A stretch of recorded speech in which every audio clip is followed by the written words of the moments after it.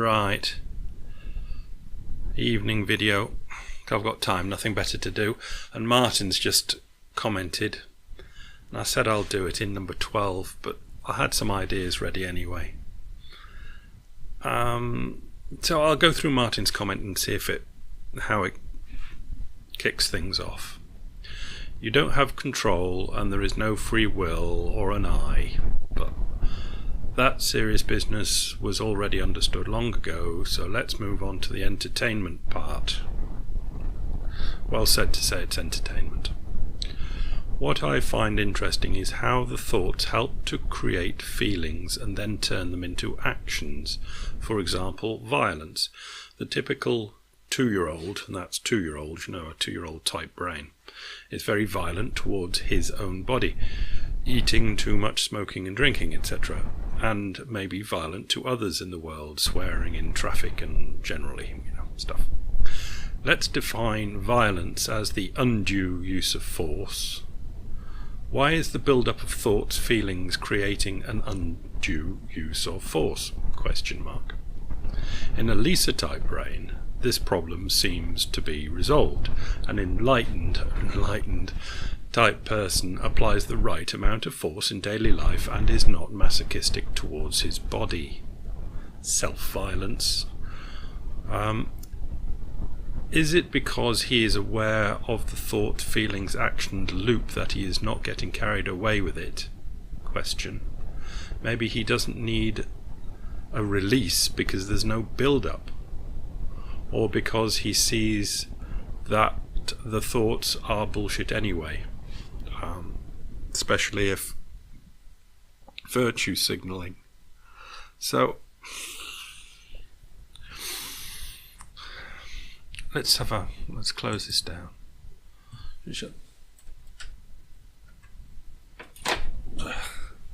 Pull your lecky cable on it.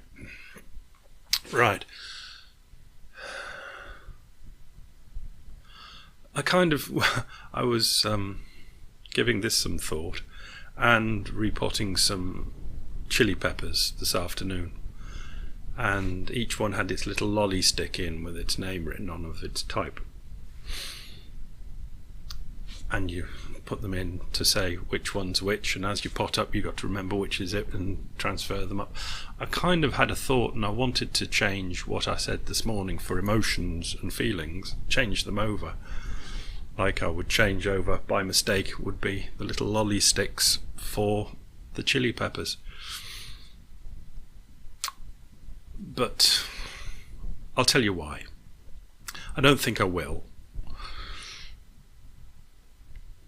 because I think there was reasoning why emotions are the genetic ones and feelings are the thoughty ones. And I think it's just tradition. I think they just generally more are kind of. And to change it wouldn't be quite right. But I'll tell you why I think I wanted to. And let's deal with Lisa to start with. Lisa, in her guru role, will often ask people that say to her things like, blah, blah.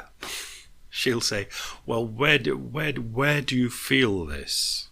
Where do you feel this anger, resentment, envy, whatever it might be? And she tries to get them to look at it and find it in their body. Because if it's that sort of thing, if it's an emotion, it can be felt in the body, because it will be felt in the body. So you can see why I kind of wanted to change them over and have feelings as the things that could be felt in the body, because it would all mesh in much more nicer. But we're kind of stuck, I think, with emotions being the more basic animal, urgy things. So these things, these emotions, are felt in the body. And this is what happens. The body, let's go with the body, because it's the best thing to say, I think, to start with. The body wants to for whatever reason, let's see, the old Caesar snake or a coil of rope, whatever it might be, it sees it and it triggers the necessity for wanting the body to experience fear, for example. So it'll tighten the stomach muscles. Physically, it'll send a signal, tighten the signal, the stomach muscles and the shoulder and neck muscles and other things. Let's just go with that as fear. When you go through all these emotions, when you do look at them in a Lisa sort of way, you soon get to understand where they are. You know, lower chest, higher chest, up in your throat for anger, whatever it might be. You find them. They're always there. So it'll make the body actually cramp up, cramp the stomach and cramp the neck muscles. And then the brain, with its senses, will sense this cramping up and go, fear. The body is feeling fear. There is something to be feared of. And this is how it has been built up, obviously through Darwinian evolution, to take over enough of the brain so something is done about it. It vibrates it. It cramps up in the body. The senses sees it. When the senses have seen it, it kind of sets up a cycle of, oh, I'm scared. I need to, and it can manifest. It can keep itself going by vibrating, by signals going down into the body. It's seen by the senses. Signals go back. It can be kept going to be something serious enough to action by keeping these things going, which can be ramped up if necessary, with other more serious things in the body. But the emotions are felt in the body. Emotions felt in the body. Feelings do just about the same thing, but with words, concepts, thoughts, ideas. It vibrates these things by upping the ante. You can just imagine what they might be. You know, the thoughts keep going, and then as soon as that thought comes, it enclenches, that's French, kicks off another thought, which is then more serious, and then it goes, well, if it's that, then it's that, and then it's that, but there could be this, and that. Now, that's how it maintains or gets the vibration going so it's acting long enough to have whatever it is felt. So you've got the emotion one doing it in the body, and the feelings one doing it with thoughts and words and all that sort of stuff. Yeah, so we've got the two. Here I need to say, I think, in principle, it's hard to dice this all up, but in principle I think we can say, for all intents and purposes, the emotions are always dominant. The emotions can now, I believe, get the feelings to work for them. And in any situation, the feelings are never going to override a stronger emotion. That's kind of tautological, you know, a weak thing won't overwhelm a strong thing. But it's, if the emotions are feeling strongly about something, the feelings coming through thoughts and imagination and words is not going to override the emotion. The emotions are dominant. Let's think, what can I think of? Thinking, let's say a Victorian, you know, a Victorian Englishman with his suit and tie and dignity, and one doesn't do this and one doesn't do that and this, that and the other. On the surface, that seems very feelings and thought dominated. I, as a Victorian gentleman, does not do this.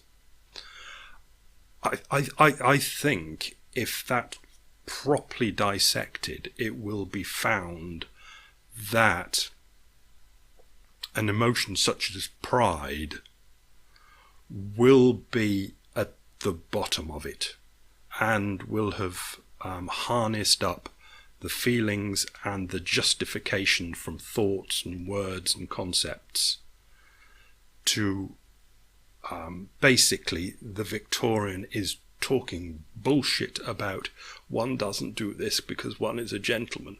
That is just justification for the gut feeling of pride or of something or other. Of something, probably pride, but whatever it might be, it's only an example. And it'll be the emotion at the base of it that's driving the feelings and words and all that sort of stuff. So I think that's an important one to establish, that we have the body vibration and we have the feeling thought vibration, but I think the emotions are older and stronger, and when push comes to shove, the emotions will generally dominate and bring into harness the feelings and especially the word justifications for what the emotions actually want. And of course, always hovering around or somewhere around is the I, call it the I, whatever, that is aware of the body feeling and is aware of the thoughts flashing, coming up and rolling round and jabbing away and doing their things. The body feeling and the thoughts whirring.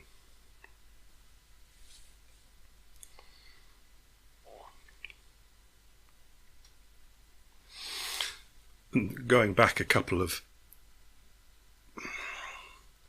well, through the numbers really, we've come to the people that go like Lisa, who say, go in and look at your own body and find out where you are feeling this emotion. And it can be done always. There are people that do the mindfulness thing, which can be done, that keeps an eye on the thoughts and watches that escalation of violence going on up there. So you can see the escalation of bodily feelings, and you can see the escalation of thought feelings flashing off. And they're just two different arts that can be taught somehow, don't know what's going on, to awareness, to the eye, that can see this one and this one. And it has been often said that something happens when there's an eye that is expert at watching the body ones coming and going and the thoughty ones coming and going. That overall bodily experience becomes something different to the non-aware awareness. Yeah, I'll do for number 12. We can move on from there, I think. Yeah, call it quits.